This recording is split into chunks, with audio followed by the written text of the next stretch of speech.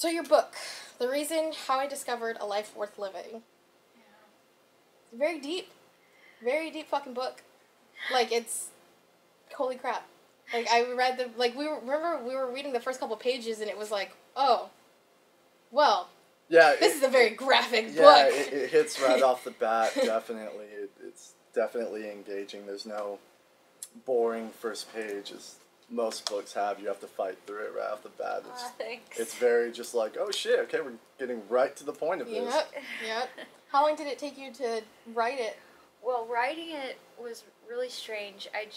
Josh thought I should write a book, and I thought that was really cool of him to think that about me, because I never thought I could do that about for myself. Right. And so I had a little baby at the time. I think my 3-year-old was a year and a half, or year. I was still nursing. So, that's too long to nurse, by the way, probably. But anyway, I sat down, I took him to his grandma's, and I sat down in this little closet room thing, storage place, really. And I just wrote on the computer anything I was thinking. I just started writing memories and putting myself back in those places and writing. And I loved it. I was in this crappy little, like I said, a storage room with boxes and stuff, and I sat there for like 4 hours at a time and loved it. Right. And I thought, who can do that? That's weird. Maybe I'm supposed to do this. Well, you know what? You definitely feel that reading it, because it's not even, it's past the point, I was telling him, it's past the point of autobiographical. It's more of one huge, giant blog, which is awesome, because it really feels a lot more personal than an autobio, you know what I mean? Like, it feels so much more like, this is my life story, and this is the way I'm going to tell it. The style of it is completely different from any book that I've ever read. Very diary-esque. Yeah, it's very diary-esque, which is how I would pretty awesome. I really like that, because it was so much easier to read that way, because, like, when you pick up a book, you kind of want to be able to relate in some form, shape, or way to the content of the book, the style of the book, and I read it in, like, a day or two, because it was still just kind of like, I went through that, too. Holy crap, I can relate to that. Holy shit, you're speaking my life right now. You know, like I told you, my mom had me when she was 16, my brother and sister by the time she was 21, so we kind of had to live from crappy place to crappy place as well. I mean, don't get me wrong, your life story is a lot more adventurous and crazier than, you know, how my childhood was, but it was a simple essence of a single young mother just trying to raise her kids the best way she can. Yeah. So, and I really appreciated that. It was like, this is fucking real. This is honest. This is how life is. Yeah. Like, there's no sugarcoating it. There's no none of that. So I thank you for that. That was a really good read. Well, the idea is that I want to tell kids, not kids, but people. I just want to tell people, and especially kids who feel like what they're going through is never going to change, and all they can see is the dark parts. I want to take them, like, to a place where, you know, where I'm not trying to tell them, you know, you're ruining your life, but I can tell them what I went through. And I feel like when you tell them what you went through, they don't feel like you're pointing a finger at them, because I don't want to do that. You know? I just want to tell my experience, and maybe they can filter that through what they're going through. Right. So that's cool you said that, because... No, yeah, it's honest. Like, I went through almost, you know, the same kind of childhood, so it was interesting. How many siblings do you have? You have 5. Yeah, wow. 6 of us. Holy crap. Yeah. That's awesome. The ones I know. The ones I know The ones that lived in my house. So, sorry, I'm kind of going over your talking points, because there were some things that I want to talk about, but I figured I should include some of the talking points that were actually on here. Just whatever you want. It's your show. Jasmine's show. I was just wondering if it was difficult for you, having been a lyricist for so long, being comfortable with a certain level of vulnerability. I imagine the book being more personal. There's no ambiguity like there is to lyrics. Yes. If that was difficult for you to actually put this out, to be that naked. That's an excellent question. And I didn't realize how uncomfortable I was, so I started doing interviews. Right. And I'm like, don't you talk about my mama? I was like, oh yeah, I wrote about her. I wrote about her. like, so you're really poor growing up. I'm like, so what? What? Right. But at the same time, I'm like, oh yeah, I said that tonight. Yeah. I'm like, what are you trying to say? No. I'm like, Lacey, what? And then I realized I've been so vulnerable, and I'm like, I really feel like I was supposed to do this, so I know it's going to be all right. Chill out. Just how do I answer these questions? Right, right. So then it's just a new and what you said is really just thoughtful about how in music you can really decide what you want to say, but because it's poetry. Yeah, because I think with lyrics, you can be as honest as you want, but no one knows you. No one knows the story behind it, so you can always hide behind, no, this isn't me. This is, it's metaphorical. Yeah. You know, until you actually put it on paper, until you actually have to talk about it to people. Yeah. You know, like it's so just generic until you actually have to tell the story behind. Yeah, the minute you go into first person, once it becomes I, as opposed to something outside of yourself, you're inviting a whole new line of questioning and people into your world. You're really good at this. You know, I thought about the fact I'm a music journalist. He's a music journalist. Really? Yeah, I'm just a talker. He's a music journalist. Well, I was thinking, because it's what I've been thinking about since I started doing interviews. Exactly what you asked. Just all that. Just exactly what you said. How different it is for me, and I even sometimes I'll preface when somebody has read the book. That's why I said thank you. Yeah. Because some people don't, and it's a lot easier. Yeah. It's easier to tell talk them what about I want to say. Yeah. And then somebody's like, yeah. So what's the deal with your mom? Like, what happened to your parents? Yeah. I was like, I wrote in the book what I wanted to say. Yeah. But and then I was like, that's not a good answer. So the thing is, I just think I'm telling you just to encourage you, because you have a gift for that. That just seems like prophetic on this, that you knew what I was thinking. For 2 days, you just pinpointed it. It's kind of the thing vulnerable. That you brought up earlier, though, where, you know, it's in the air. You know, I was in bands for so long, and I left a band and a record contract because I couldn't do the business side of any of that, and I just knew that what I was going to do was music, because every time I heard a song, I could understand it, I think, a little closer to what the artist was trying to say, and I more or less can feel what they're trying to get across, which I think is the point of music, and I think it's the point that any artist gets into music for, is they want some sort of connection. I imagine when you write songs, it's for yourself, but at the same time, it's also, I hope this helps. Well, you know what's interesting about the book versus the music is the music was very much a compromise between 5 people. Yeah. And also the producer, and also whatever the management thought, and on the record label. And so the music, actually, what you said was really good about the business. You had to get out of it because of the business. And business and art is like... It's a strange combination. Yeah, it is. It either works or it doesn't. And it's either a compromise or it's I'm getting out of this. Right. You know, and I think what we talked about originally when we sat down in here, we don't care if anybody likes us or not. We're going to be ourselves. Exactly. And that's what I think originally when you start in a band and the record label's like, you're great. They see this great thing because you know you're in your own skin. They're like, now can you as a stylist and this whatever, and then you don't know who you are anymore. Exactly. And your next record is kind of weird, a mix of what they want, what you want, and you can't really stand behind it. And people ask you about it, and you're like, well, I really hate the album, but I'm going to say, yeah, it was fun working on it. Great, yeah. Well, so that's the interesting thing, too, about the business side, is that neither can really coexist without the other. You know, you need the business side of it to actually promote, to get your word out there, because, I mean, let's face it, there are a lot of people that want to do this, that have this talent, but have no outlet, have no unless you're Radiohead. Well, unless you're Radiohead. There's exactly. There's no compromise in the beginning. Exactly. That was phenomenal. But you know what I'm saying? Like, there's no other way to get your point across without the business side. And that's exactly what... You know, but the business side doesn't run without the actual talent. Well, that's exactly what Howard Benson said to me when I said, hey, when I was telling him artistically this and this. I was like, I want to hear this, I want to hear the hi-hat here. And he goes, you know what, nobody gives a crap about the hi-hat. And he's like, they just want to hear the story. And if you want your message out there, you're going to have to listen to what I'm saying. Because people on a beach are not going, hey, that's a good hi-hat. No, they're going, how's the melody? What's, that's a good voice. Right. It's all about this. I mean, his philosophy. That's weird. Not everybody thinks that way. I'll sit on the beach and I'll be like, that's some good hi-hat. See? Okay, so you're an artist. He said, you can make a record. Now listen, he said, you can make a record for 15 people who like what you're talking about, or you can make a record for the everyone in the world, yeah. And I'm like, well, I'm not in this really for the art. If I was in it for the art, I'd do it in my room, and I'd appreciate it, and I would show it to those 15 people. Right. I'm doing this so that I can help a kid that I'll never be able to meet somewhere else, that I'm never going to go because I heard it on the radio. Yeah. And that's the stories we've heard with Fly the Music. And so, like you said, it was a compromise.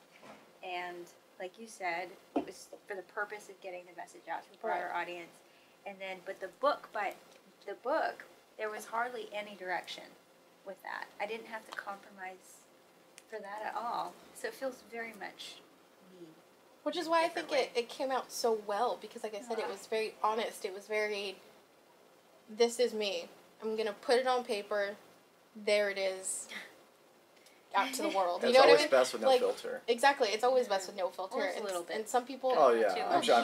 Oh, yeah. And it's a lot better, too, with what they did filter out. I'm thankful. I'd be so embarrassed with some of the stuff that they were like, maybe we should take this part out. I'm like, hey, yeah, I agree. Maybe that shouldn't be out there for the world. Yeah. I'll keep that story to myself. Yeah, no one needs to know about that one. Let me ask you this. When you were actually writing the book, having to relive those memories, was it hard? Was it nice having to just...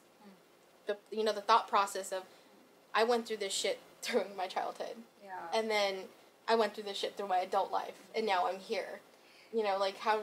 There was a lot of tears going through when I wrote, and there was a lot of things I wrote very honestly, because I got some good advice from Ann Dillard's book, Bird by Bird. It's about writing. Okay. And she was like, don't think about anybody else hearing what you're saying.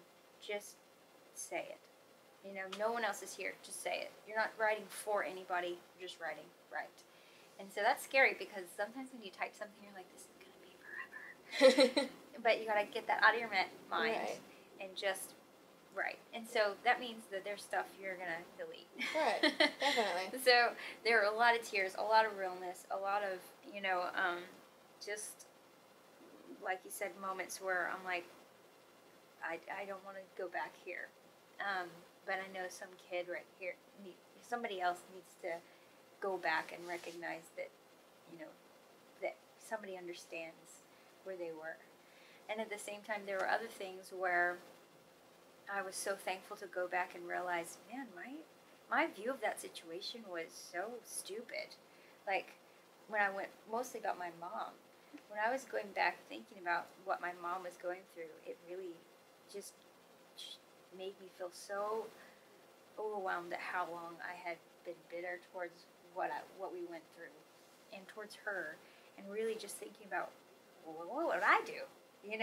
What was I like at that age with that many children and no one, to help, and like all on your own, and just, and then I was able to see the good things and the grace that was there. There was like crazy, miraculous things that happened, where we had food and we shouldn't have, or we had a place to live, and there was no one we knew in that city, just things that would happen, and I'd realize, well, there's a lot to be grateful for, even though I was really bitter. Right. Because we can focus on whatever, but when I went back and actually relived it, I got to see sides of things that were pretty cool, like with my brothers and sisters. That was living in that little one-room efficiency apartment with all the roaches and the mess everywhere, and us in one bed, and I thought, that was a really dark place, and I didn't remember anything good about that until I was writing the book, almost. Right. Yeah. And I was like, wow, we had a lot of creative moments there. We had put on plays and did funny things. Yeah, because you even write about that, how even in the darkest of scenes, it turned out to be okay because you guys were there together. You guys made the best of that situation. Yeah, and we didn't know any different. Right. So we weren't like comparing our life to somebody else. Right. You had TV and people at school. We didn't really know, but the people on TV weren't real. It was just a story like any other story, and so we're like, this is life. This is what we, this is our bed. Yeah.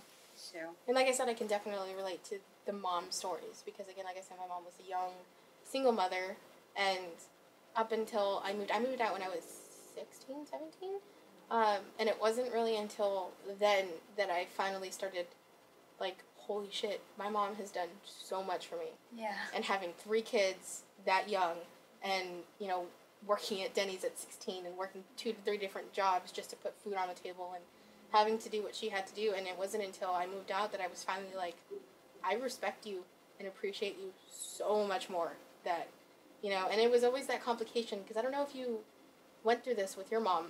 From the book, it kind of didn't seem like it, but my mom always had the trouble of differentiating between my mother and my best friend, because I'm the eldest out of the 3.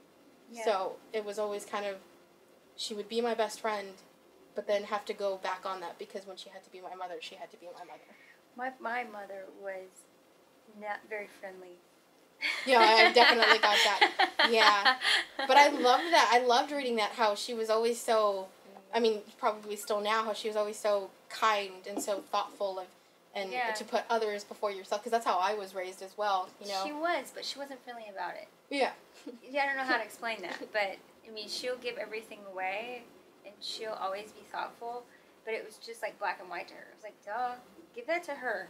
Like, she doesn't have anything. Yeah. You know what I mean? Like, it's like, I don't know. So, we didn't have the best friend thing. I remember hearing a girl say that one time at school, and I was so mad I just wanted to punch her. I was like, shut up. Who cares about your best friend with your mom? Like, so mad because I wanted to have that with my mom. With your mom, yeah. You know? And then later on I realized, you know, like you're talking about sometimes we needed somebody to just slap us and be like, stop being such a, you know, whiny, selfish, whatever. Yeah, exactly. So, I needed it. I mean, there's things my mom said that were really harsh, but I'm the kind of person, and I guess I was raised this way, where I don't think about the context as much as what are they trying to say, you know.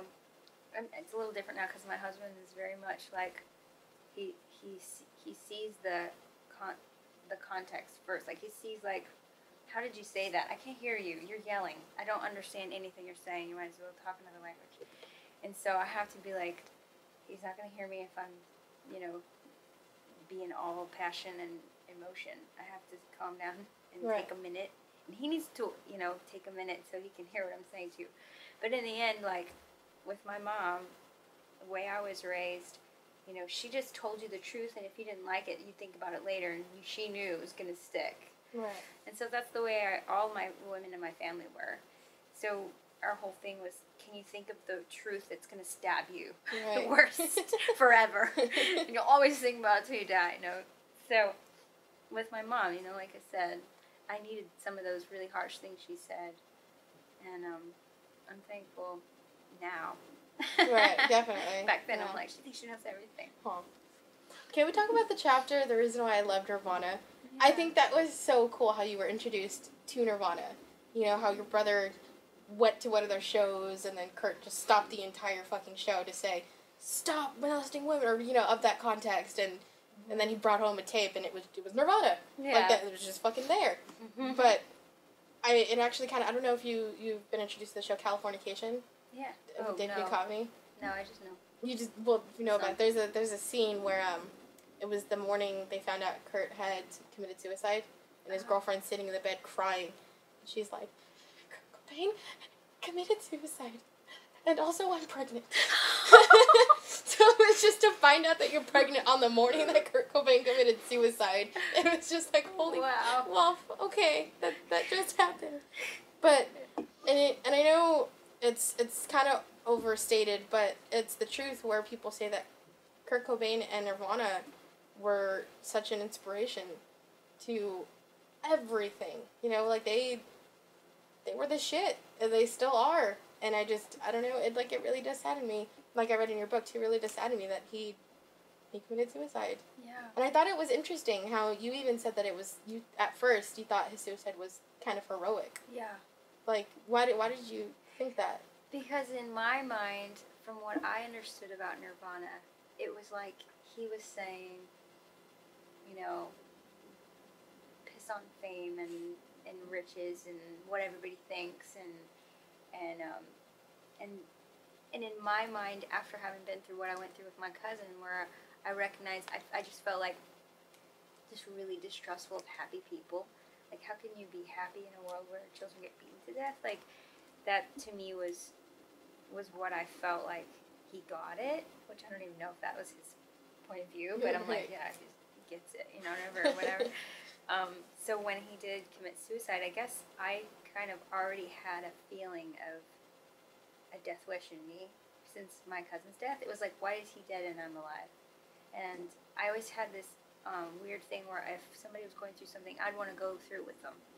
You know, like my friend, and I talked about this earlier, it's a silly example, but my friend, she dyed her hair too much and fell out. Right. And I was like, oh, I'm going to shave my head now for you. And she's Right. like, that would not make me feel better. That would make me feel worse. So can you not do that? You know, sometimes we want to experience the bad things people are going through to be compassionate, empathetic, or whatever, which was a big thing with Kurt Cobain was empathy. Right. You know, being like with the homeless and all that. But it's not always good for them or us. Mm-hmm. You know, like in me, like wanting death in that way, and him sort of identifying with throwing the world away and all of its just fake happiness and what everybody thinks everybody wants, and to send that message of like, this isn't what you think, you know, this isn't gonna make. Yeah, you know, it was kind of like throwing away fame and everything that the world epitomizes, you know. Right. So in that way, I thought it was brave. Interesting. I understand that completely, actually. Yeah, I really do. I understand exactly what you mean. I was wondering when you first said you felt it was courageous, and you were touching upon how when you said, "Why is he dead and I'm not?" I was wondering if part of that is trying to find as morbid as it is, but I've been there. I've known that feeling that you felt and described in the book. Was it why can't I find the courage to do what he did kind of thing?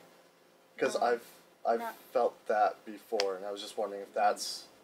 I heard that same phrase from a girl in Alaska when we were visiting a really remote tribe. I talked about it in the book a little bit, but she had a baby, and she was raped, and that's how she got pregnant, and she was going to get an abortion, and she just couldn't do it, and she thought maybe I'll just kill myself, you know, and then somebody else, but she couldn't. She didn't have the courage to do it, is what she said. And I think it was providence. I think that she wasn't meant to die, and I think that her baby's important. You know, I think that's why she's still here, and so is her baby. And but in her mind, that's what she felt like. She felt like, I'm just not brave enough. And I think that self-preservation is a God-given, you know, good thing for us. I think rebelling against that isn't. It's not. I think to get to the end of ourselves is a really amazing place, because it opens you up to doing anything.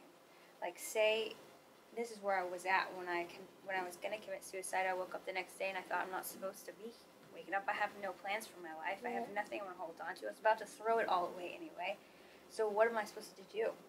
And so from the moment that you think, I don't want to hold on to anything anymore, you can actually say, well, if I don't want to hold on to anything anymore, then I'll go be a missionary in China and or do something, you know, like crazy, or go try to be an actor, or I'll move to, you know, wherever. What's Italy. that saying? It's once you lose everything, you're free to do anything. Type oh, thing. That's a great quote. Yeah. I never heard that. Who is that? I'm not sure. It's probably like you. Hemingway or something. You know. I'll quote you. Yeah, quote me, but I'm sure it was Hemingway or something. Someone way above my intelligent level. No. Yeah, but that's funny. I don't think I was, like, at that point in my life, just the way life was, I was definitely ready to go. I think I was trying to do things that would, like, I would do too much, like, I would party too much, and I would almost do it on purpose, like, well, I woke up, I just, you know. Yeah. Or, you know what I mean? It's kind of like, do crazy things. I'm not in prison. I should have been, you know, like, just things that I didn't care about my life. And but when my brothers and sisters, like, I would see them, I'm like, you know what, I gotta hang out with them and make sure they're okay. Yeah. That's what. Sorry to interrupt. I'm not, like, texting or anything. I was trying to find that quote, and it's actually from Fight Club. Is it from Fight Club? It's from Fight Club. He's like, it's only after we've lost everything that we're free to do anything. It's Chuck Palahniuk then. Yeah. He's like modern Hemingway. Yeah, but it was from Fight Club. I was like, I know I've heard that somewhere. I can't remember where, but I'm gonna look it up really quick. Yeah, then Tyler Durden. Tyler Durden. Tyler Durden said it. You still have someone way above your intelligence. Yeah. I don't care where it comes from. It's still a meaningful quote, definitely. So let's move into the music, because you're a musician and stuff. Right. So yeah, again, I read just about how you started Flyleaf and whatnot, and By the way, I used to live in Texas, so when I read the part about the Whataburger burgers, I was like, yes, Whataburger! No one knows in LA what the fuck a Whataburger is. Awesome. It's freaking good. It's And how so in Texas, cheap. I know, in Taco Cabana, Yeah. is like the worst shit I've ever had. It is. I hated I ate Taco there all the Cabana. time. And how in Texas, like, the breakfast burritos are actually just tacos. Yeah. Like, I've heard people say, hey, well, let's go get some breakfast burritos. I'm like, all right, I'm expecting some stuff from LA. I'm expecting, like, this huge burrito filled with stuff, and I get freaking flour taco folded. And it was like, oh, okay. That's what they call breakfast burritos. Right on. But yeah, Whataburger. Brilliant. It's a really good place. But, so yeah, if you want to just kind of talk about how Flyleaf started, I mean, I know you wrote about it, but it was definitely sounded like it was an adventure. Yes. You know? We started Flyleaf when I was, well, it was originally called a bunch of different things. Well, a couple of different things. They were stupid, and I don't want to share. I think the one in the book was Passerby. Yeah, that was fine. We can say. That's why that one was written. Yeah. Yeah, right. And then, so we had the name Passerby, and we started, I think the first show we played with Pat, I'll just start at Pat. There was a couple of bass players before him, but we didn't play out. Like, we didn't even play a club show until we got Pat. Right. So the rest of it was like Battle of Bands, like Yeah, I remember you wrote somebody's about house that. or whatever, you know. So, so Pat was in a band called The Grove, and it was kind of like 311 and Incubus, sort of, and he was just wild and would like sing from the rafters and blow fire and jump off anything he could and just growl at you, and it was awesome. And I was so intimidated by him. I think everybody was. But he was the kindest, gentlest, like, oh, thank you, ma'am, you know, like, kind of guy you ever off stage. So, so when he joined the band, we were like, oh my God, this is going to be huge. You know, we're in a band with Pat Sales. And then Samir and Jared met in church youth group. They were playing guitar together and played video games together, and Jared is obsessed with video games. He and his wife, like, his wife had to play video games so she could spend time with her husband. They're awesome, but she likes it now. And then James, I met him. He played the drums. He was in another band. So we just started playing music in his garage and doing the Battle of Bands, and we got a little confidence because we won. Yeah. And we beat Pat's band, and then that's when he joined our band. It's kind of funny. And then we got a show at a club, and we were super excited. It was on 6th Street in Austin, and which was a big deal. Right. Yeah. And then it was at the Vibe, and then we show up, and it's 2 p.m. on Tuesday, and we play for Jared's mom and the sound guy. Turns out he's actually the promoter as well. But we had a fun show because it was by ourselves with, like, practice. Right. And so we played the best show of our lives in front of Jared's mom and the sound guy. And we were so happy, and still also bummed because no one was there. And we thought, you know, our music will go into the streets and draw people into this club. It'll be amazing. In the end, the sound guy was the promoter, and he was like, you should play with this band that's coming out called Evanescence. They're coming in town next week, and I'm going to put you guys on the bill. And we were like, what? Okay. So we play this show for 800 people, like a packed out show in Houston. And we sell every little $5 EP we have, and Jared's sister's there, and all of her pockets are full with money, and she's got 2 fistfuls of money, and she's like, I don't know what to do with them. I'm going to start giving them away. And we all burned them off Jared's mom's computer. That was our sweatshop. And then Ben from Evanescence, that original guitar player, he wrote on his blog about our band. Cool. And then all these people found out about us. And so that was our first big break. Right. That's cool. Had you guys had any pre-context to who Evanescence was at the time? It was the day that their album came out. Was it? Wow. That was their release party. That's cool. So I knew a little bit. I heard the song on the radio because of the movie, I guess they were in. Right. Daredevil. Yeah. But I wasn't really that aware. Yeah.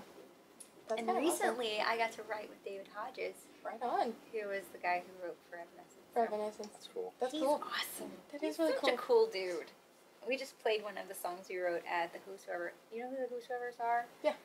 We played at a Whosoever event last night, and we thought, I thought we should do it, and we just played acoustic, and we never played it before, and it worked out. So That's good. That's awesome. it's really good. That's always the telltale sign that a song's like not good, but like you're comfortable with it. It's like the song's finished. You know, you play it live. Yeah. You kind of see it come to life. You're like, okay, this one. All right, Yeah. we can do this. Yeah. We can do this. All right, felt you get good, some huh? traction. Yeah. That's funny. Yeah, because you're working on a solo album right now, right? Well, we've written a ton of songs. Mhm. We're if they would call us and be like, "We want you to go in the studio," we would. We have a weird situation with our record label, so we're not sure where we stand contractually about recording, but Mhm. but hopefully that will get worked out soon, and we'll have music for people to buy. But until then, we're playing shows where we can, because people will want me to come and tell my story to Oh, definitely. people, and so and we did the Franklin Graham stuff, and he does the Rock the Rivers, and we got to play a rock show with Red last week. And Red has a really cool show. Have you seen him live? No. I love their show live. And then 1,000 Foot Crutch has a really cool live Yeah. show. We got to play with them. And we played with the rock band. Our new rock band didn't play. Josh named it Lacey, which I think is weird, but consensus is that it's gonna work because it is a solo project. But it's actually rock music, so there's like a few other members. And Right. my husband's actually the founder. Nice. Well, right on. He's like, we should rock out. He's such a good guitarist. That's awesome. So, Cool. Is it strange writing music away from Flyleaf? Like, is it like a tangible difference? Can you feel it? well, A different energy, I guess, to be meta about it. Right. yeah, it is completely different. Like I said earlier, it was definitely a democracy in the sense that everybody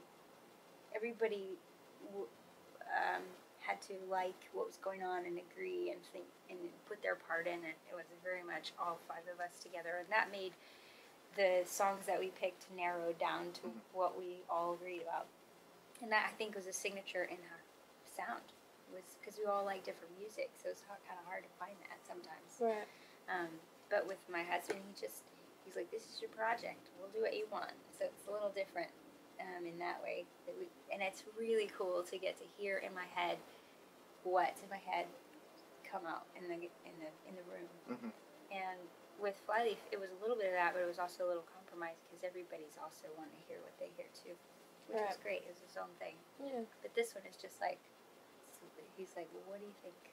And Josh has a great signature sound, the way that he writes as well, and so that definitely adds to it. So. Yeah, it's something interesting. I don't know if you're familiar, but they seem to know you. The Calvary Chapel in Downey. And I might It's a have gone. church. I might have gone there with Ryan Reese. Oh, okay.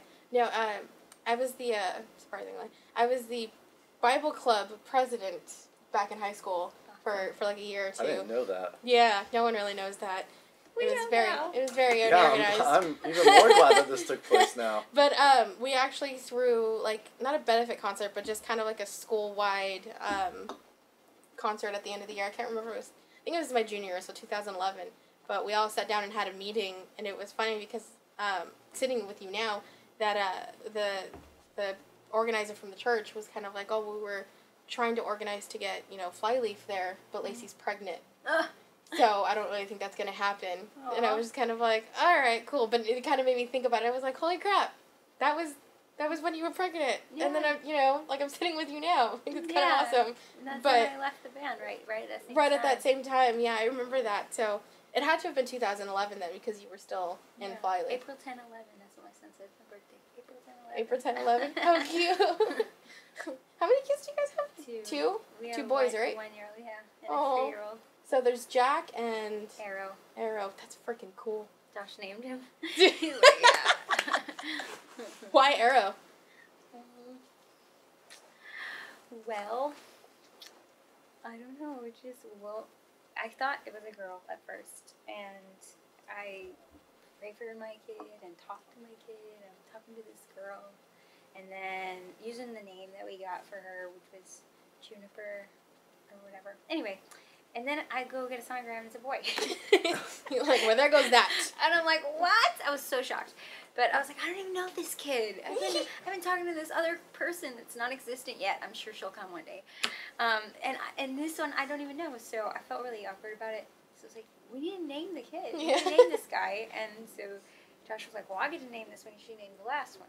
It's named after you, by the way, the first one. But he was like, I was like, okay, we'll name him. And he's like, well, I needed time to think. I want to pray and stuff. And I was like, well, pray now. And I put his hand on my belly and I'm like, do it.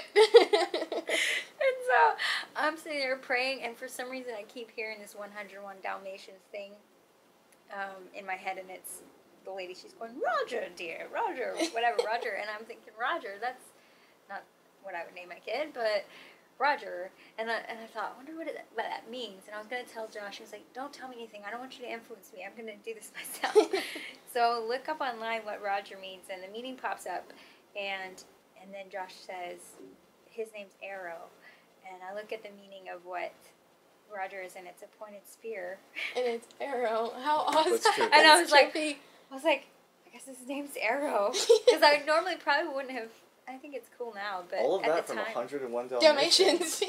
I love that movie. It's a great movie. It's a great movie. It's awesome. I love London. All those movies are based in England. I know. Like those good ones, like Peter Pan. Yeah. Oh, we were just talking about. We were just talking about Hook earlier Yeah. in our earlier I love segment Hook. of the podcast. It's one of my favorite movies of all. Yeah, when I found out Robin Williams died, I immediately I was grabbed just my like, copy of Hook yeah. and just I did cried too. a tear. Yeah. Oh, my friend was like, "Don't play this." It's so Yeah, sad. so like a week after he passed, everything on Netflix was Robin Williams, Robin Williams, Robin Williams. And I'm just like, okay, I'll watch it. I'll watch it. It's amazing. Yeah, God, that man was amazing. Yeah, he's like a family. I know. This generation of children and grown-up children. Yeah. I mean, it saddens me that, It's Miss you know, Miss that's what Doubtfire. I'm saying. Like, it saddens me that some people don't know what Mrs. Genie. Doubtfire is. Like, Yeah. It sounds me more that people aren't going to know what Patch Adams is. yeah. Oh, I That too. never got to see that, so maybe I should see it. So I don't It's make you it's sad. so great for kids because it's just like the sweetest version of Robin Williams, Yeah. making kids feel better. Yeah. So when you're a kid and you watch that, it feels like the equivalent of your dad giving you a hug after you lose the t-ball game or something. Oh, It's cool. like that. Because that's how I felt about it when I watched Patch Adams as a kid. Right. Every time I was sad, I put that movie on and I felt a little bit better. Well, that's good. I'm gonna watch it. So that's my Robin Williams Yeah. spiel. That's why I love think Robin mine- Williams. I think mine would have to be Genie. I watched Genie, Aladdin that's like right. a million freaking times growing up, Yeah. so Yeah. that was one of my favorite characters. And then it amazes me, at a California Adventure over here, they have an entire Aladdin show where they play out the entire first movie. And Wow. the guy that plays Genie always does some sort of Robin Williams impersonation. Like, even though it's Genie, he still tries to be the Robin Williams. Genie. Which is pretty awesome I to love see, that. like, everyone just tries to be Robin Williams, because I'm a little embarrassed to say that it took me a lot longer than it should have to realize that Robin Williams was Genie. It wasn't until I was 16 and someone was talking about Aladdin and they brought up Robin Williams. I was like, Why would he I even be don't connected? understand what this connection is. And they're This like, blue guy. they're like, this dude, guy. are you stupid? He's Genie. And I was like, Oh, he is Genie. years of my life Yeah. just never explained. Yeah. Oh, funny. That's how I felt about it. Anyways, Oh, I love Robin Williams. I hate to take a dark turn, but I really wanted to talk about this because, No, please. like the just, you know, everything that you've gone through, and the suicide, and the addictions, and having your heart broken, and, you know, every problem that you've overcome. It's pretty amazing to see someone, again, like I said, the book is just so honest, and it's really awesome because I was there. You know, like, in high school, I would cut, over a boy, and I was heartbroken, but I thought it was the end of the world, and there was just so much shit going on in my life, but Yeah. there are some people that don't really understand the degree of how bad depression can get, and how sad someone can actually be. Like I remember having a conversation in high school, and one of my friends was having a really hard time and really depressed, and another person was just kind of like, I don't understand how you can be like this, like, just pick yourself up. And it's like, sometimes it's not Yes. it's not that easy. And Right. especially how you talk into the book, how some people enjoy the sadness, Yeah. which I thought was an interesting angle, because I never experienced that, but I thought that was so interesting, how people actually can sometimes actually want, you know, to be so depressed and want to be so sad. So I don't know. It wasn't really a question, but I just kind of wanted to talk about it with you. How? Yeah, I think that has to do with what we were talking about earlier about how I was just offended at the idea that people would be happy in this messed up place. Right. And so I felt like it was more genuine and like not naive. Like I just felt like it was naive and ignorant. Not that people didn't know, but they ignored it. Right. Is there a word for that? Ignorant? Like ignoring? Like I've wondered that for so long. I use ignorant. I don't use care ignorant. if it's incorrect or not, but Just when I use mean ignorant. that, I just say I can't believe people are ignorant to this or yeah. neglectful. yeah. I guess. Yeah, I People are guess choosing to neglect that that's a reality. Yes. Yeah. So in my mind, it was appropriate, that I felt like I was in a more appropriate place when I was sad, a more real place, a more aware. And I think, even when I became a Christian, or when I didn't become a Christian, I guess, but when I first heard about Jesus and wanted to pray and ask him to come into my heart, it was over this idea when I was 10. It was over this idea that there were people suffering on the other side of the world, and Jesus' message was that we should help orphans and widows. And this is what I heard about this Jesus, and he said he gave us the world, and he gave us the ability to help people, and he wants us to help, and so I thought that's what I love, that's what I want to follow. Right. And so for me, even young, like I guess it was just put in me. It's funny because my son is sort of like this, a 3-year-old, now that I think about it. But I wanted to help. I wanted to be with them. I wanted to help them feel better. Right. I wanted to not have toys because they didn't have toys. Like I wanted to share, and that's part of too being second in the family and wanting to take care of them. Yeah. But I think too, it's just something in me that just felt like it was more appropriate to be melancholy. But I think it's also just my type of personality. There's different types of personalities, and I have a sister-in-law who's very much.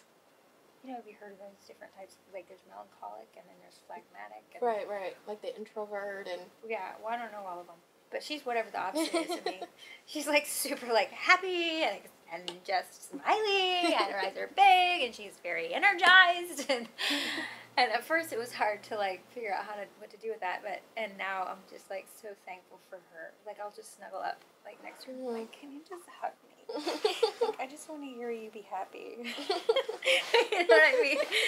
Because awesome. I understand that it's not something to judge in other people, but it's just a difference that's beautiful about humanity. We're all made differently. We all reflect. I believe we all reflect God differently, and that we're all created to house some portion of who God is in ourselves. And it takes a world full of people of all generations forever on earth to reflect that. Like that's why we can all have different DNA and fingerprints. And that's important.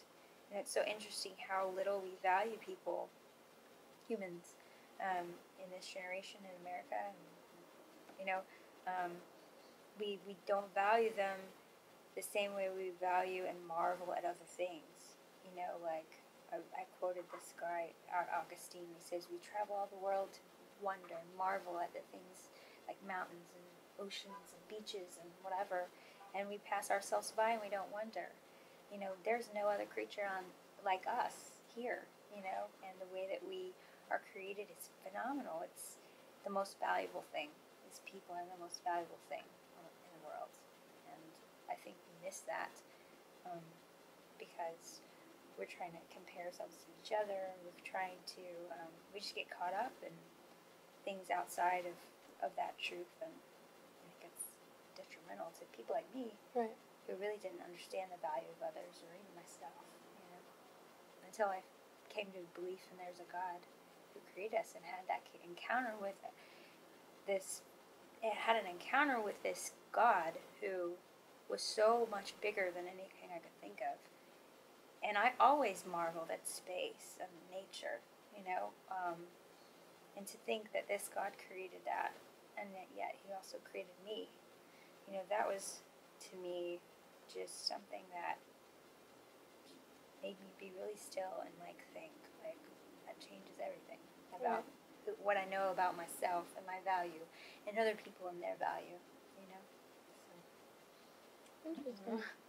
Speaking of, just being larger than yourself and, believing that God and this entity and that everything is so much bigger than yourself, when you guys had your first pregnancy that also turned to be a cancer scare, I know a lot of people in tragedy or in, horrendous events like that can be like, well, why does God allow this to happen? And you talk about it in your book, like how can he let my cousin die? Like how can that even be a thing? And obviously you were a lot older at that point, but did you still ever feel like God is letting this happen to my life and I don't understand why?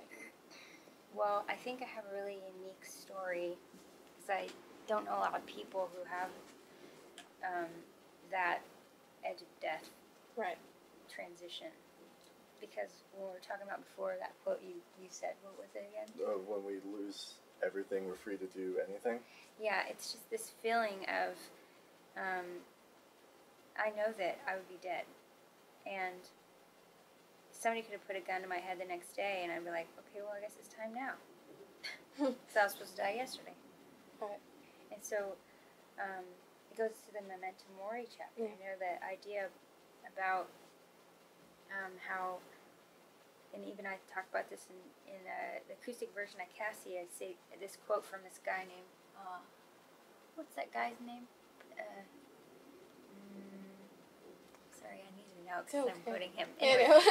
But he says that we shouldn't be shocked that people die, but we should be surprised that we're still alive. Mm-hmm. And the idea is that everybody dies, and everybody dies in their own way, and we never know. Sometimes we can plan our suicide, and sometimes people follow through with that, and sometimes it's interrupted by whatever, like the girl whosoever who gave her testimony that shot herself in the face and lived, and but we all are going to die, and so the idea, and I don't mean to be morbid, but it's the death rate is 100%. Everybody's going to die.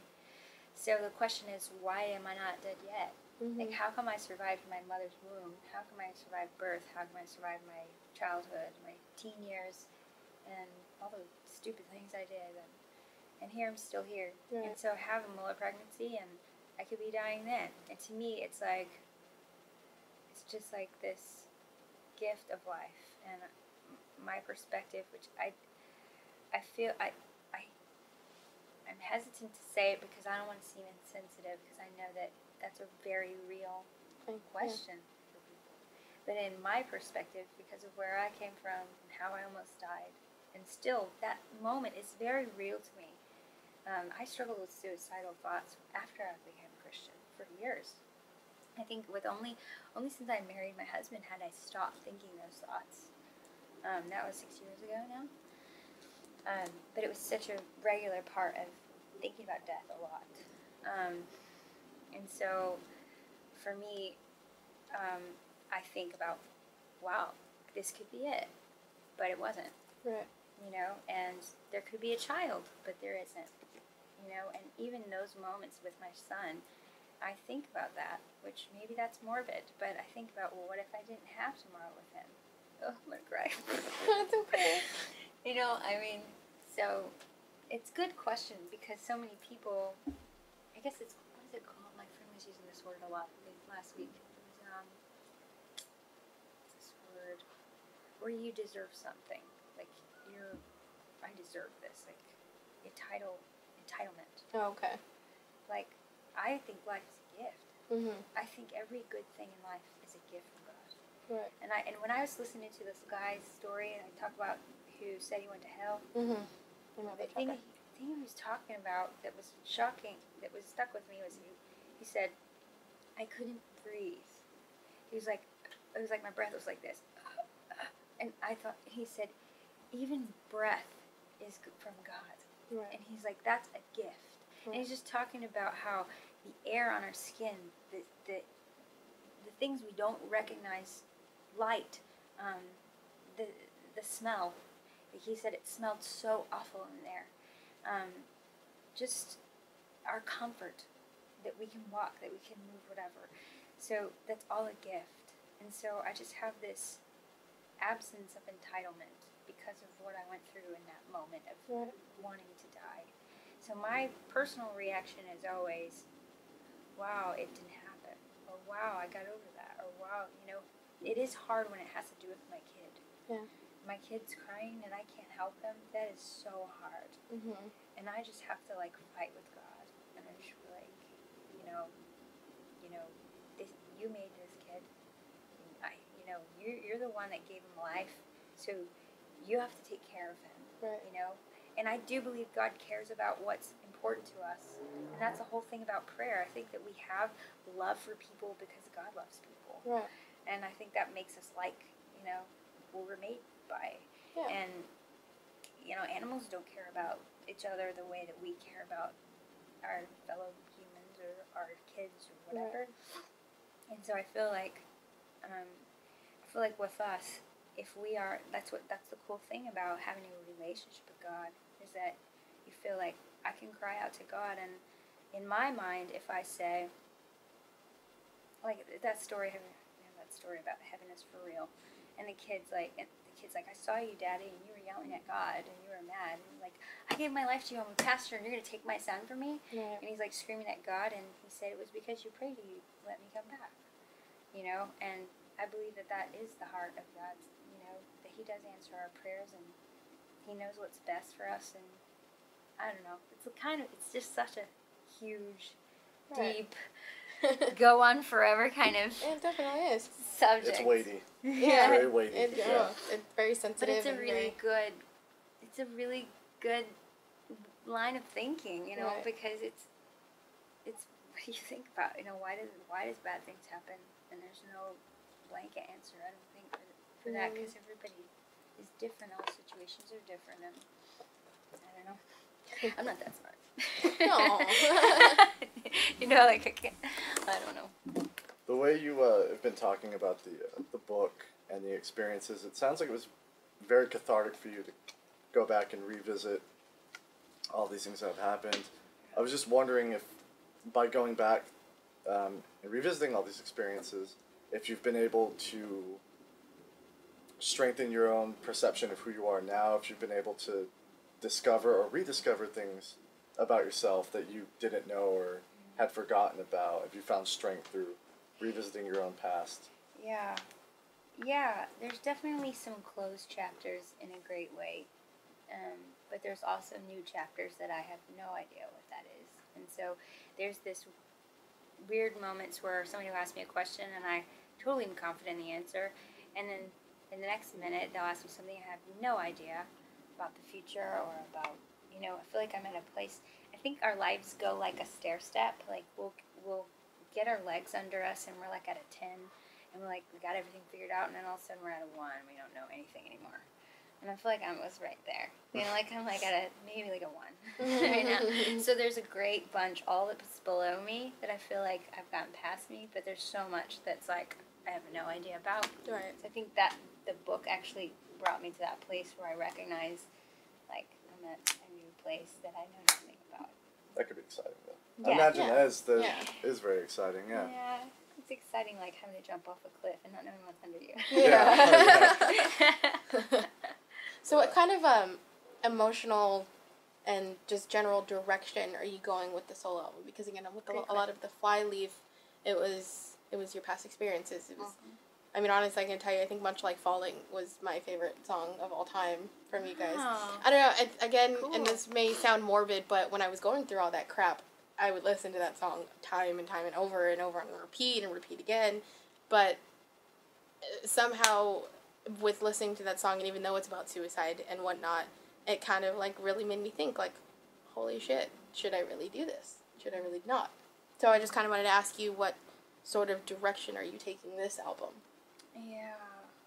Well, first I want to say I'm sorry that you had to go through that. No, and I'm happens. thankful because that is what we prayed for with the music and it was such a strange song too. A lot of people didn't understand it, and the record label was like, okay, if you want, I guess. But it was really special to me, and I'm thankful to hear that.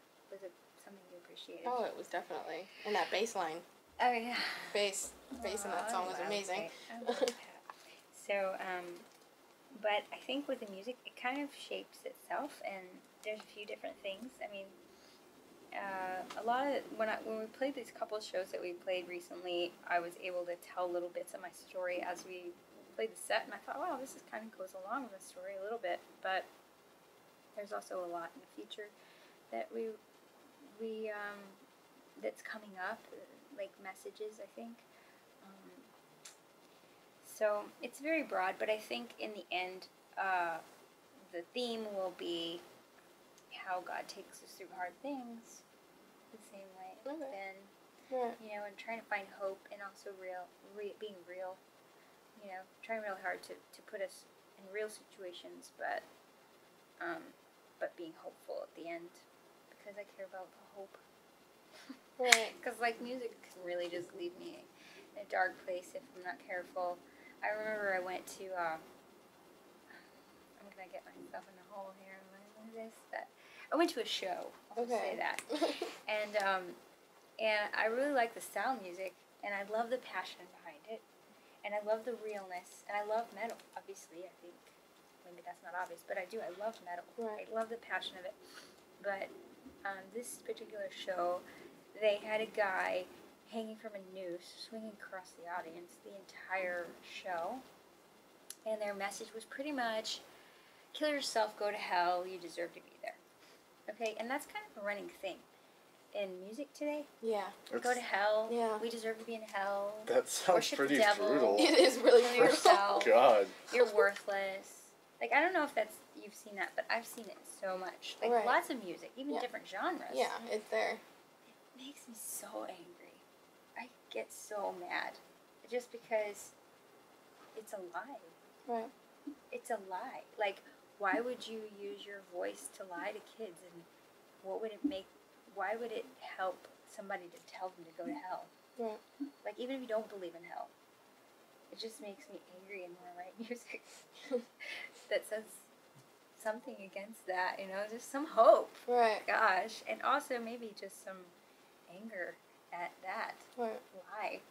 I mean, if you go through our songs, I say a lot about truth and lies, and and so I kind of try to get away from that now, because I know it's like in every song. But it's like central to what I feel like my purpose is and what makes me alive. Truth is such a huge deal in my mind. Like, because there's not, just because something is uncomfortable, and this is true on the side of, you know, that fake happy people, doesn't mean that it's not true. Right.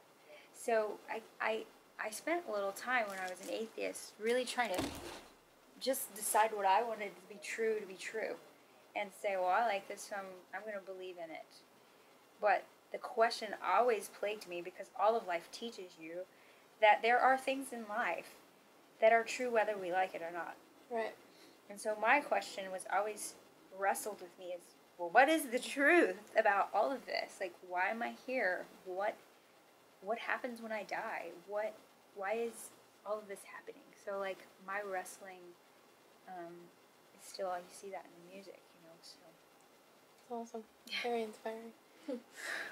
Thanks. You have anything else you want to cover? We covered a lot of We Lady did cover stuff. a lot I'm of... still trying to process a I lot know, of seriously. what we talked about. It was awesome. No, it's great. It's not common that I get to interview an artist and have it get so deep. Yeah. And I love it when I'm actually able to sit down with someone who's passionate about what they're passionate about and have them be honest about Well, I it. think Because a that's lot of why artists are a little afraid to do that past Yeah. the music. Yeah. So this has been really refreshing for me. Actually, it's made me kind of That's rethink some stuff. And that's the reason why I got into it. Most of the reason I got into journalism and interviewing people is because when I do write, I'm a feature writer. I like hearing people's backstories. I love asking, well, why did this happen? Or, well, what did you think about this? And holy shit, you went through that. And I think that's why like a lot of interviews, like I interviewed a band and they told me that it was pretty refreshing that it wasn't so cut and dry. Like it wasn't, you put a book out or blah, blah, blah, blah, blah. It was more of just it was a conversation. Yeah. You know, like, and I think that's how the best interviews go, because you interview someone, I mean, obviously to promote whatever the hell they're promoting at the time, but you're also trying to get to know the person.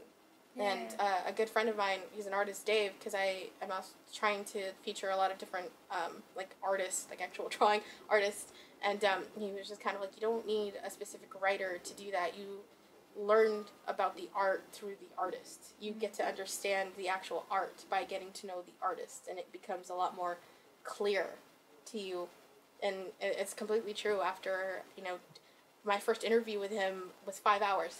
Wow. We literally talked for 5 hours about the shit he went through, and, you know, why his art, and I finally understood why his art is so dark and so, you know, just whatever pops into his head, you know, it jots it down and whatnot. And I think it's very important in talking to people, not even interviews, just talking to people, you know, just you get to know the person so that you get to know what they do, and you understand more what they do. Yeah. So I think love that. I think reading the book put more of your music into perspective for me, because even though, like I said, I was there and I understood from a certain side, but your book completely just made it all make sense. You know what I mean? Like, I believe that in people. Like, you get to know the person and you make sense of what they put out to the world. Yeah. So that's my Wow. perspective on people. That's cool. I love that. Yeah. Anyway, I think I talked about it a little bit when I was talking about that day after I, you know, came to faith and didn't die, and looked at people, and I was like, you know, as in realizing that when I love somebody, when I fall in love with an artist, I just explore their artwork, and I'm like, it says something about the artist. Right. That God is the artist for people. Mm-hmm. And that we all say something like we talked about earlier. So I think that's really neat that you have that too. It's really beautiful. Yeah, it's some people like me like to look at the better side of people. You know, like whatever you go through, there's always a good side to people. And in a world that we live in now with all the crap that's going on, it's really important to remember the goodness in people. To remember, like, the whole ISIS thing, everything, all the crap that's going on in the geek culture. You know, like we were just talking about earlier, how DC has these licensed shirts, and one says "trained to be Batman's wife," and how people found it so offensive. I'm just like, dude, there are far more worse things in this world than to get pissed off over a shirt. I mean, you have comic conventions where women cosplayers are getting molested. You know, like, there are far worse things to think about than some stupid shirts. Yeah. Yeah, definitely. At shows, it's getting. I just read a thing where I can't even think about which bands it was, but it's bands that are fronted by female singers, and people are getting pretty grabby. They've like gone on stage and just like molested the singer while they're singing and stuff, and now like they're talking about restrictions at shows with like basically like chain link fences between the artist and the fans. And I mean, I think that's unnecessary because like isolated cases, but I mean, like, that stuff shouldn't happen anyways. Anyway, yeah. Like, people shouldn't be afraid to get on stage and feel like they're gonna get molested. Yeah, exactly. Especially when you're at a concert. No one. It's bad enough that women feel uncomfortable crowd surfing because they think they're people gonna get grope them and stuff. It's surprisingly, I did not. With as many times that I've been crowd surfed, none of that happened. Well, yeah, trust me, that's pretty awesome. awesome. It's a good thing. That means I you got know. a good crowd. Exactly, but it's out there and it happens. Yeah, I think there was a movement when Jackass came out with like doing stupid things. And I think it's still. Yeah, people felt a little bit more liberated to do it. Yeah, seriously. But we actually, Buddy Patrick here and I went to the Rockstar Uproar Festival a few weeks ago, and Godsmack was playing, and I know how you feel about Godsmack. Yeah, but Godsmack, like, it was either them or Stained, I can't remember, but one of them stopped a show recently, like, I think it was Stained. It was Stained. Yeah, Aaron they stopped the Lewis show, I remember reading like, the article. mid-show because they saw this girl getting groped and molested. And shit. Yeah. There was a video clip, or like an audio clip of it too. He's just like, if I see one more fucking person, stop fucking touching this girl. And he was just yelling at the fucking crowd, like, the rest of the band is playing, and he stops the entire song just to, yell at the crowd, much like Kurt Cobain did. And it's really cool to see artists still doing that. But my point with Godsmack was that, I was there, like, pretty much all day, so I was sitting down, and I'm looking around, and I'm just kind of people watching, but it was kind of awesome to see people just sitting there enjoying the music. Like, there was no kind of environment where you had, I don't know, I'm gonna bang on this fucking generation because it irritates the crap out of me, but like when you go to Warped Tour nowadays, and it's just all these people that are trying so hard to be a part of a scene, when you can just sit there, stand there, and listen to the fucking music, and enjoy what comes out of people's mouths. So I thought that was really cool, and I love when artists or musicians still, like, it takes you back there. Yeah. You know, like, you can just sit there. Actually, since you brought up Warped Tour, did you guys ever play Warped Tour? I don't think you guys did, Okay. because I don't think... Yeah. I was wondering, because if you did, I was going to ask you, because Warped Tour's getting a lot of flack right now for being, like, chauvinistic. Yep. And I didn't know if you had any experiences with that could, like, touch upon that, but No, that's I why. didn't play. Why are they saying that? My they're- friend's on Warped Tour right now, I think. Maybe she got off already. I guess there's a thing with a couple of bands. They're refusing to play Warped Tour because Warped Tour has booked, in the last couple of years, bands that pretty much degrade women in their songs. And Warped Tour is promoting those bands very heavily, trying to make them from the lower level acts, like the 2 PMs, to the headliners. And a lot of people aren't liking the fact that, 13-year-old boys are going to Warped Tour, and the message that Warped Tour is throwing in their head is degrade and objectify women. Mm-hmm. Yeah, why is that famous? Like, I don't why? know. Like, why would somebody promote that? Like, I don't think know. that happened with a band, several bands that came out right before I left Flyleaf, and our management was with them and our record label and different things. Like, just why would you? How can you be a part of making this big? Right. But I don't know. I just don't understand. I mean, I guess it's just money, or Yeah, I'm I guess, assuming I don't know, so, but- because I don't, unless you're really sticking twisted in the head like that, but don't you really care about what you're? putting out, so, What? I don't know. I don't know, because I guess I don't know. I don't know what the right thing is sometimes. I wonder. I think the only Warped Tour was at All American Rejects headlined that year. Warped Tour? Yeah. It was It was like 2008, 2007. I was like 16 or 17, I don't know. That was the second time I saw them, so it was That was like 2009. Was it okay? No, I think it was like 2011. I don't know. But after that, Warped Tour became I know, that was the Escape first the time. Fade and Suicide Silence, and I don't know, Devil there just Wears wasn't, Prada and Devil stuff like Wears- there that, wasn't yeah. just, like, I don't know, the things I used to hear about Warped Tour growing up was it was such a diverse place to go and listen to new talent, bands that you've never heard before. And I feel like a lot of people, a lot of bands, a lot of music festivals have lost sight of that. Yeah. That it's like, again, like going back to the band I interviewed, and, when the lead singer was like, it's so fucking cliche, but it's all about the fans. And I know it's cliche to say that, but without the fans, what am I?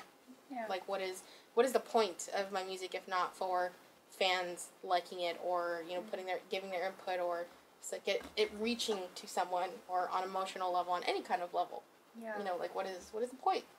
Yeah. So, Yeah. My friend who was on Warped Tour, it's Icon for Hire. Have you heard of them? who? Icon for Hire. I think I remember the name because I looked at the bill Yeah. of who was on. She got pink hair and she dresses crazy. She has her own clothing line called Custom Catastrophes. I think that sounds familiar. Okay. Well, anyway, she's always talking about how everything's for the fans, and that's her Big thing, yeah. Most bands that are worth their weight, that's usually Usually their what it is, philosophy. Yeah. There's a funny story too. I was talking to some of my old friends from high school, and I told them about this interview, and my uncle was like, "Is that the band where that one girl? She was the lead singer, and she would be like all crazy and into it what she sings." Yes, that one. Because I would listen to music videos. I'd have like YouTube playing on my TV, or and like I don't know. All around you would be playing, like the video for it would be playing, and you just like flipping your hair and like everywhere. Is that what people think about me? No, but She's I so thought it was always into it. awesome. Yeah. Like Yeah, my friend was really stoked. I remember he was like, I forgot, there was a band that like came into our town, like Dr. Acula, and one of the dudes was wearing your band shirt, and my friend just saw the name and was like, I gotta check that out. Wow. And And he did. And it was like, for a year, I would get into his car, and it just your CD, like, just there. Infinite. There was, like, not a day where I wasn't going home that I wasn't hearing your voice. So when I told him about this, I was like, yeah, man, so I'm interviewing. He was, like, so pissed at me. He was so pissed. He was like, can I go? And I'm like, no. No. He was like, oh, man. Like, man. And I was like, yeah, dude, well, maybe you should have, like, become a music journalist. I don't know what to tell you, man. That's awesome. Does that weird you out at all? Yeah. That people are still like, well, not still, but people are like, oh my god, I'm so obsessed with you, or like, I'm so obsessed with the music, you know. Well, that would freak me out. Well, I think it's cool in the sense that I hope that the music really does something in their heart. Right. I don't mean a little mushy or whatever, but I hope that the music subconsciously will do something good in them. And on the other end, I wish that it was a band I knew of, because it's really awkward for people to know you. And you don't know it. And you don't feel, I don't know, I just don't feel like, yeah, I think it's fake when they idolize the person, because, I mean, I just don't think it's not real. I don't know how to say that. Like, we had this kid come and buy an amp one time at our house, and he was such a jerk. I mean, he was just like, just being really mean. And maybe he was just wheeling and dealing or whatever. He's like, I don't know if it's good or whatever. And he's being mean to his dad, and I'm just like, who are you? You're like 14. Like, wait, I don't want to sell you this amp or whatever. And I walked by, and then all of a sudden he realizes that I sing for Flyleaf. And he is the kindest, nicest kid ever. And I'm like, I wonder which is real, you know? Yeah. Like, do you become your true self, or do you become a fake version of yourself, or who you wish you would be, or what is that? Like, why do people change? And because I am not some superstar, and that's kind of the point of calling our band Passerby and Love and Nirvana. It's just this idea that we're just like anybody else. We have a story, and this is how we express it. Right. In music, you have a story, you express it a different way, you know, and so that's what makes it awkward. Yeah. That you're just a normal person, but people, you know, they don't know how to sometimes. And I've done it too. You know, I've like met Jonathan Davis, and I was like, oh my god. Yeah. Talk.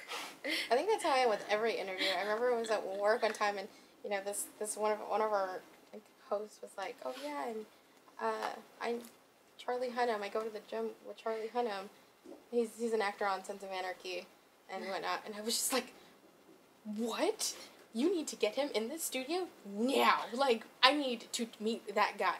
And she's just kind of like, oh, I don't really get, you know, starstruck. They're just people. And I was like, no, I understand that. But when you're me, it's like, this is what I do it for. I do it so I can meet my heroes and interview some really cool people. Aww, but yeah, I think that's how I am with any interview. And I get how some people idolize, you know, musicians or actors or whatnot, but I think it's sometimes because what they're putting out there, like again with Flyleaf or your book, it relates. They can relate to it, and I think that's why a lot of people idolize artists, something like that, because they can relate to it. Like, holy, you get me. Oh, that's awesome. I think I just got lucky, because before I started doing this, I would just spend all my money on shows. Like every weekend, I would just be at shows. And now you can write it off. Yeah, well, I got lucky to where I would get to meet bands that I really loved after. So after a while, not to be like cool guy jaded, but after a while, I just kind of, oh, you're a dude. Yeah. Cool. So when I started like interviewing people, it was like, I appreciate your music a lot. You're a person. You're a person. And so when I got into this, the deal I made with myself is if I'm going to interview artists I respect, I am going to not only talk to them like people, but I'm going to try and get honest people answers from them. You know what I mean? I'm not... Yeah. I don't really want to interview anyone who puts on I'm a musician persona. Yeah. I want to talk to these people I respect like I would talk to, you know, my friends, yeah. you know, people I talk to all the time. And I've been really lucky, you know, you're like probably like my fourth like real interview where if I put this out, people be like, I know that person, you know? And I've been really lucky to get every time like get very honest answers Yeah, out of honest them. people, for that matter. It's made me feel less jaded, because when I got into it, a lot of people were like, "You're not Big like, enough. Well, it's not even that. They're just like, you're gonna meet these people and your heart's gonna be broken because they're not gonna be what you think. What you thought and they were. It gets a little discouraging, but the more you get into it and talk to artists, they're real people, and they're nice. They're not gonna treat you like shit. You know? Yeah. You know, who I love, when I met him, it was like, I couldn't believe two people. One is Corey Taylor. Okay. From Slipknot. Yeah, we were touring with Stone Sour at the time, and we were in the catering, and there's just, everybody was cutting up and laughing, and this one guy was just being just really loud and funny, and just, and got into conversation with everybody there, and and then I thought he was on the crew, and then I saw him go on the stage, and I was like, oh my gosh, that's the singer. He's so, like, normal. Yeah, I hear he's like a really nice guy. He's really cool. People go watch Slipknot, and they, Slipknot. They're pretty intimidating on stage, and then they meet them after, and Corey Taylor is apparently the nicest guy dude ever. on the planet. You know, he asked me the same thing you said, like, about, like, he said, like, a cuss word or whatever, and he's like, oh, I'm sorry. I'm like, no, don't edit yourself. I feel weird when then he said something really off. I'm like, it's okay, you can edit yourself a little bit. You can edit yourself there. He's like, what? You said don't edit myself, whatever. It was, like, so perverse, whatever he said. It was maybe I should have thought that statement through before I said don't edit yourself. No, he totally edited himself in the opposite direction on purpose. I know. But the other person that, because with Corey Taylor, you have this idea of a rock star who's gonna bite your head off and tear out your heart and eat it for lunch or whatever, because Slipknot is just like, whoa, the devil, whatever. And then he's just so beautiful, like who he is. And then there's when I met John Foreman, who's Christian but so like peace, love, hippie, whatever. You wonder if he's gonna be that way, you know. And when you really like talk to him, he's just so himself all the time. And have you met him? No. John Foreman. And then he's in a band with his brother, and their whole dynamic is just so cool. They're just so real and genuine. And I had when I was younger, as a person who hated Christians anyway, I hated the idea of Christian music. It just was like, I thought, I just don't believe you guys. Right. Not that I don't believe for myself, but I don't even believe you believe. Like, I mean, it's just like, and so when I doing the Christian side of music, which is brand new to me, a lot of it, we just played a show with Switchfoot not so long ago at a college, and we had played a couple shows with them, but I was so harsh when we played that first Christian show to a Christian audience. I was just like, you know what, you guys need to stop pointing fingers at everybody and start looking at your own selves and blah blah blah. And I was like being real mean to them, and I was like, my speech was really harsh, and I didn't think it was harsh until I saw John Foreman go up, and he goes, "You guys are so beautiful, and you're the bride of God." And he's like, got this like, he put out this like lights across the audience, and they're all holding these lights, like it was like Christmas lights all across the audience, snaked in every direction, and he was just telling him how beautiful they were, and I was just like, I'm such a jerk. And he's just so real. Right. And I'm just so thankful to meet these Christian artists who, they get watered down when they go into production. Definitely. But when you watch Switchfoot live, it is the best show ever. Like, there's not an album of theirs that compares to their live show. Huh. And I think that's the hard thing. Like, when you hear a symphony live, it's so different. You cannot hear it that way when you hear it on the radio. There's no way to record it. Right. It's from all directions, the way it sounds in a room. And so it's the same with, like, I feel like a lot of things that I do on stage, you just can't capture it. Yeah. It's beautiful. Anyway, so John Foreman, interview him one day. Cool. I'll look him up. But I can definitely relate to you because, again, I grew up in a church as well. I was, lack of a better term, I was force-fed it. You know, until I was able to make my own decisions and, whatnot. But Bible club president. Yeah, of course. But the thing is, though, even when I was the club president, and there was this one time where, not to throw names, but there was this one church that wanted us to come picket with them in front of an abortion clinic. Mm-hmm. And I had walked in, like, I went to go grab lunch. I hadn't eaten all day. And I immediately was like, whoa, like what just happened right now? Because, like, I never understood the point. Like, I never, and especially with the Christian culture and how hypocritical a lot of people can be, especially growing up in a church. Like, I grew up with, I can name countless people that completely were hypocritical to what they were preaching. So, in this main, I don't usually put it out there that I believe in, well, I put it out there that I believe in God, but I don't profess to be, holy roly or Christian because of the fact that I know I'm not what society thinks a Christian should be. And so I don't think that when you put yourself out there as a Christian, it's brave, don't get me wrong, but when you do, because we're only human, when you do backtrack, when you do slip and fall, they perceive this as that's what Christianity is. And it took me till about I was like 16 or 17 to really fully realize that not a lot of Christians are like that. Like, you find some of them, and they're complete a-holes, don't get me wrong, but, a lot of the people that are in Christianity and believe in God are just focusing on something to believe in and focusing on, you find a lot of people, again, with your tragedies, and I can, again, talk about countless people that went through tragedies that say that God was the reason that pulled them out of it. And sometimes I think, like, well, isn't that true for almost any religion, that you find something that you believe in so much that it got you out of this tragedy? You know what I mean? So I've always felt like religion in itself is a sensitive thing, but people that put themselves out there as Christian, as a believer in God, have a lot of balls. Because, the second they slip and fall, and they will, because no one's perfect, people criticize them for it.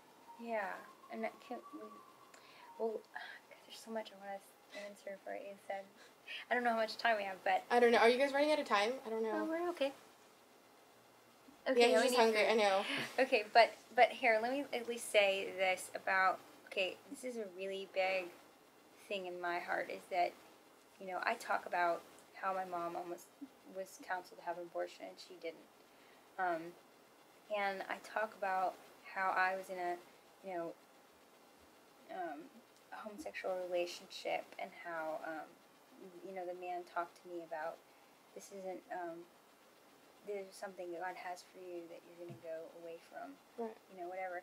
And I talk about how, what I understand about Jesus and our sin and how it separates us from God, and He's holy, but Jesus forgives us by His blood. And I talk about hell, and I talk about all these things that I feel like are really, like, divisive things. And I'm talking about it in my own experience because, like I said earlier, I'm not wanting to point fingers at anybody, and the reason why is because I believe in a real devil and a real enemy of our souls. And the first thing he tells us to do is he tells us to do this, do this, do this, do this, do this, do this. And then finally you give in, and then he says, how could you do that? How could you do that?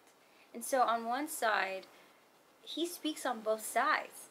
So a Christian telling you shouldn't get an abortion, it will haunt forever.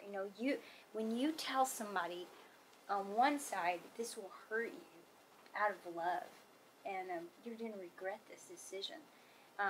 That, I believe, is, it says speak the truth in love. So what's your motive, And the hard part, when you said they're going to go picket an abortion clinic, in a pure mindset, they want to save a life. They do. In an impure understanding, is they're going to be the voice of the enemy, saying, how could you do that? How could you? And both is the voice of the enemy. Yeah. The one that told her to go in there is the same voice that tells her, how could you do that? Yeah. So, at a Christian side, we have done an awful job of letting the enemy use our mouth to make somebody feel like they're different from you because of their sin, or what you perceive as, you don't know their situation, you don't know what's going on, you don't know what God's doing, you don't know any of that.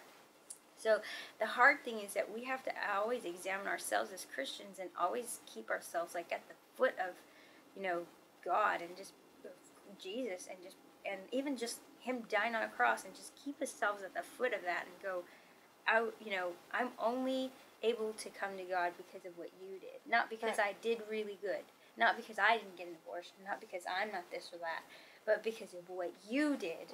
You know, that's the only way. And so I think that's a hard thing when you get into it, because you see people saying, no, you should have an abortion. You can do this. You can have a life that you want. You can have kids when you want. And that's destructive because you cannot get away from it. You know, the thing that hurts your heart forever. And so somebody else is angry that they're saying that. So this is what both sides have legitimacy.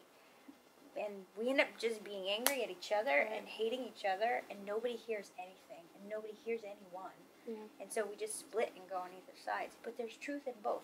And like you said, with other religions, I believe that there is really biblical principles, which I say biblical because, you know, there's a million reasons why I believe the Bible is the words of God. But the most important reason is I believe in the Bible because I met the words of God the same way I met Jesus. Right. It was supernatural. It spoke to me, and I just believe it.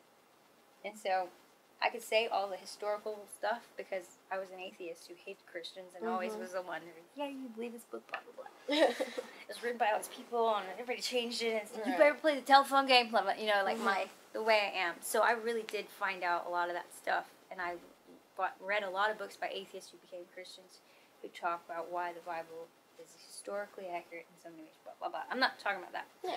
But there are so many principles in there that are true forever.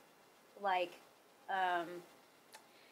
if in one religion they really get it right. Like Buddhists are so good at prayer and meditation. There's a verse in the Bible that says, be still and know that I am God. And we it's just one verse. And they have made a whole religion on being still and finding God. And you can. And the same thing with submission to your husband. This is a really awful thing to talk about. But in a picture of Islam, some people look at that, a woman willingly submitting to her husband, covering herself, and making sure he's the only one who sees her. You know, I saw this group of Islamic women, say Muslim women. Yeah. And they were in Frederick's Hollywood, and they were giggling over this like lingerie stuff. And I was just like, they're completely covered, and they're like giggling over like lingerie. Yeah. And it's like some trashy stuff, and I'm like, that is the funniest thing ever. But it's also beautiful because they are hidden away, and they're totally sexy. Yeah. But nobody knows about it. And I just all of a sudden this beauty of submission and, you know, to your husband and making him whatever, it just came out like in that moment. Right. And I thought, well, in our culture where we don't see that in our culture in Christianity, we don't see that. Yeah. Not in American Christianity. Right. And so that's a biblical principle that actually can woo somebody's heart towards Islam, the way they honor their family. You know, and because it's a principle that we also believe, you know. So there's so much truth in so many different religions, and I think it's because the Bible's true and it's the words of God. But I also believe that that even though we have one principle in one area, I do believe that there is only one escape out of the burning building. Yes. You can go into a door that you think is the right one, and it goes to a closet, and you think you're going out to fire escape, but there's only one fire escape. And I feel like if you don't have that, I mean, I would rather, you know, be able to say something nice and say the truth is all paths lead to God. But what does that help somebody when they're facing God and he's like, well, did you know my son Jesus? So in my heart, I'm going to say what I believe to be true out of love for each person that I barely escaped myself, the flames. And I'm going to say, this is what I believe. I believe there's one way to God. And I believe that he loves every person of every religion. Right. And his arms are open to every culture and every people. And if we really seek the truth, we will find him. And I believe, and I've seen that. I've heard the stories about people in Islam, like, crying out to God and really seeking truth and having visions of Jesus. So I think that, you know, it says that we can touch the spirit realm like Jesus said that I am the door, I am the gate. And he said, if somebody climbs in another way, that person's a thief and a liar. And I think about that because when I was younger, I was into witchcraft, and I touched the spiritual realm. And even, like, being able to, like, do Ouija board and talk to demons or spirits or whatever. And that verse really stands out because it's like, I am the gate. You come through me. If you climb in some other way, then you're a thief and a liar. And it's just interesting how people can get healed in other things, and they can touch the spirit realm, but in the end, when we face God, like he says, we're going to have to know, did we come in that way? Which way did we come? Yeah. Anyway, so that's what I think is a composite of what the Christian faith is. Right on. And it's absolutely, completely, like, there is not a hint of you have to do this. Right. You forcing, or because God has given us all freedom. And if we're going to be like him, and if we're going to be his children, then we're going to let people come in their own time, in their own way. And we're not going to shove something down somebody's throat and force them to do this, because that is completely anti-Christian. Right. So anyway, that was a big, long bunch of stuff. Awesome. And very controversial, I'm sure. It happens. Well. Best talks are. If you're not being controversial, you're not being real. Doing well. I think you're doing something wrong. Right. If you're not challenging someone's perception of the world, definitely. You're not doing it right. Aw, thanks for being accepting. Yeah. Oh yeah. Of course. Like I said, that's what my job is. I'd be a hypocrite if I was like, give me the honest answer, and then I was like, oh, I disagree with that. Right. Screw you. Like you can't do that. And that's kind of the type of journalist I don't want to be. I've seen too many, not just music journalists, anyone, it's a bad example, but I hate like when Bill O'Reilly like invites people that you already know he's not going to agree with onto the show, and then they say one thing and he just like, jumps on them. It's like, what's the Doesn't he say shut point? up? Yeah, he's just like, shut up.